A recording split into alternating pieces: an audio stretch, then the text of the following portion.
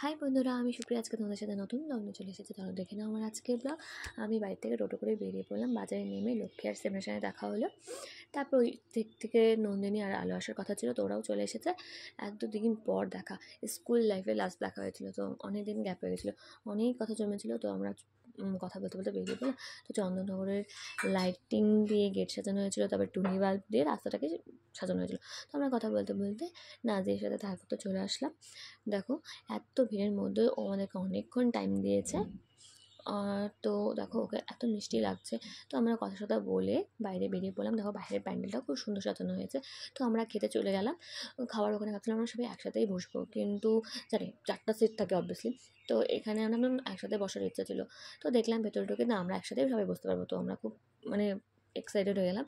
তো আমরা অনেক কথা বলতে পারবো, অনেকক্ষণ টাইম স্পেন্ড করতে পারবো। আর একটু খাবার টাইমে তো আমি নিজেকেও দেখে দিলাম কেমন লাগছে, কমেন্টে জানিও। তো আমাদের খাবার চলে এসেছে।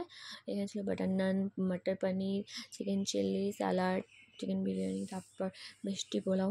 খাবারগুলো প্রত্যেকটাই ভালো ছিল। তো আমি না রিভিউ দিতে পারছিলাম না, তো ওরা বলছিল আমাদেরকে দেখা, আমরাই ভালো রিভিউ দিতে পারবো তোর থেকে। তো আমি ওদেরকেও দেখিয়ে দিলাম। তো আমরা খাওয়া দাওয়া কমপ্লিট করে আমরা বাইরে বেরিয়ে পড়লাম। তো দেখলাম বর এসে পড়েছে। তো বরকে দেখার জন্য আমরা সবাই দাঁড়িয়ে পড়লাম।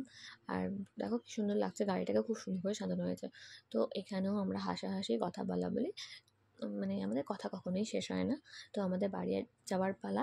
তো আমরা বাড়ি যাওয়ার জন্য বেরিয়ে পড়লাম। তো আমার এক বান্ধবী কী জানি নিচ্ছিল, লক্ষ্মী।